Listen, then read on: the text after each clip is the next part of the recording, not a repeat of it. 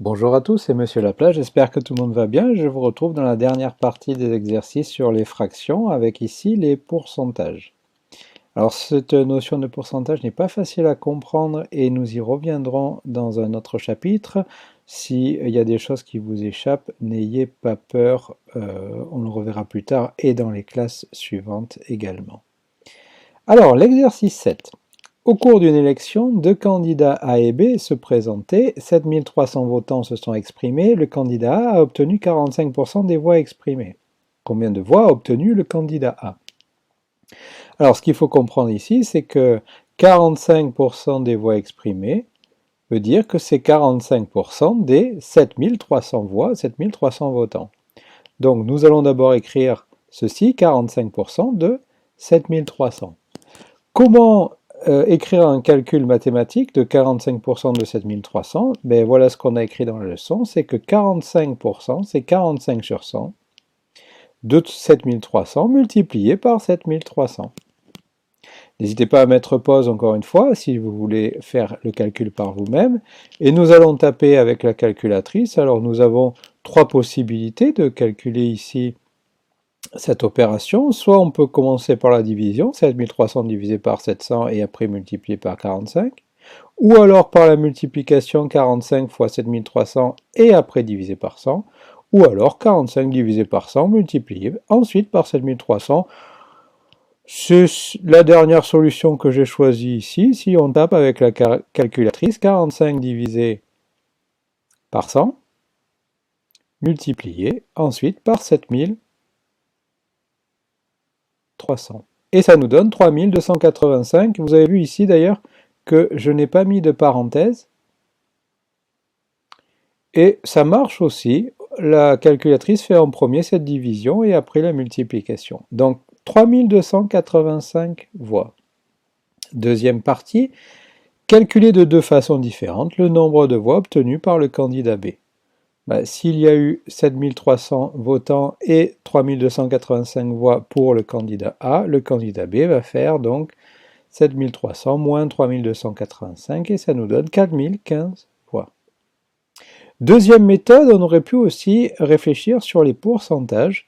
Il y a eu 45% de voix pour le candidat A, donc pour le candidat B, c'est combien il reste par rapport ici au 100% du total, c'est-à-dire 100% moins 45%, ça fait 55%.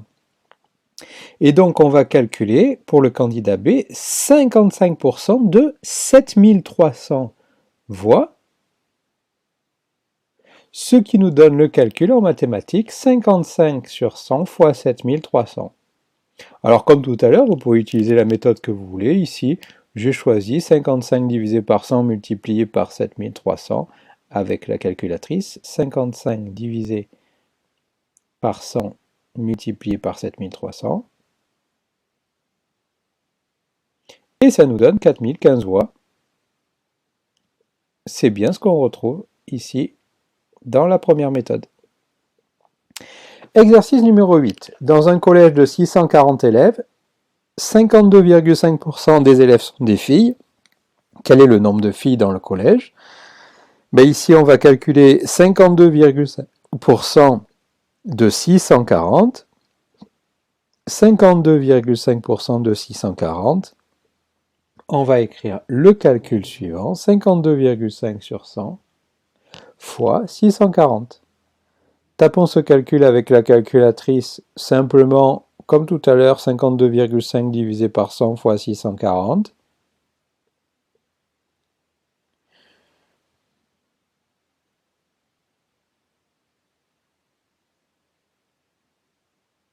Et ça nous donne 336 voix, 336 filles.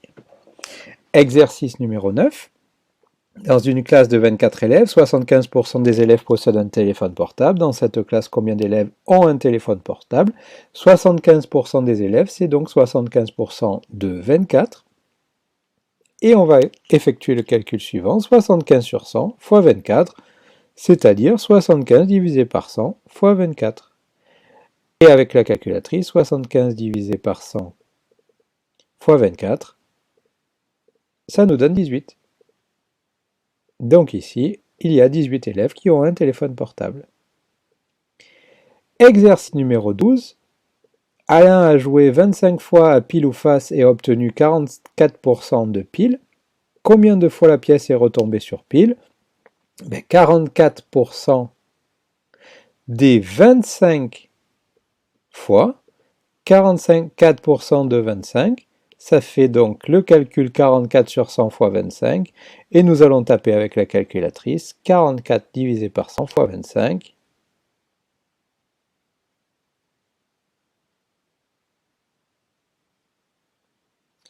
Et ça nous donne 11. Donc, il y a eu ici 11 fois pile. Combien de fois la pièce est-elle retombée sur face? S'il y a eu 11 piles sur les 25, ça fait donc 25 moins 11, ça fait 14 fois où on a eu face. Quel pourcentage du nombre de lancers représente les sorties face? Il y a eu 44% de piles, donc par rapport à un total de 100%, nous aurons donc 100% moins 44%, ça fait 56% de face. Ensuite, exercice numéro 13. Sur un ordinateur portable, Fred a un disque dur de 500 gigaoctets de mémoire sur lequel il reste 70% de place disponible. Combien de gigaoctets de mémoire sont déjà occupés? Alors donc dans un premier temps, avant de trouver ce qu'il y a d'occupé, on peut trouver déjà ce qu'il y a de libre. Ou alors se dire que comme il y a 70% de place disponible, ça veut dire que par rapport à un total de 100, il y a 30% de gigaoctets occupés. Donc ça veut dire que 30% de gigaoctets, il y avait 500 gigaoctets sur le disque dur, donc on va calculer 30% de 500 gigaoctets, ce qui nous donne le calcul 30 sur 100 fois 500.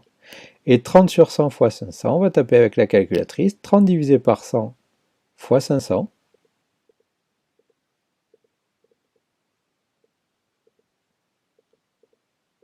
Et ça nous donne 150.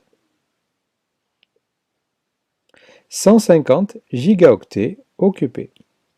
On aurait pu, comme j'avais commencé à le dire, calculer ici les 70% de 500 pour trouver le nombre de gigaoctets disponibles et après faire la soustraction par rapport à 500 pour trouver les gigaoctets occupés.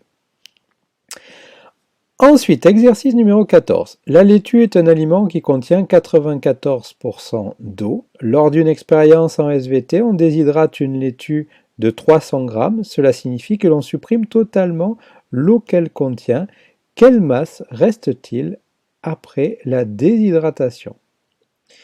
Donc, il faut bien comprendre ici que s'il y a 94% d'eau par rapport au total de 100%, ça veut dire qu'il y a 6%, alors j'ai appelé ça de la matière sèche, c'est-à-dire de la matière sans eau. Et donc, ce qu'on doit calculer, c'est les 6% de 300 grammes. 6% de 300 grammes, ça revient à calculer 6 sur 100 fois 300. Et avec la calculatrice, on va taper le calcul 6 divisé par 100 fois 300.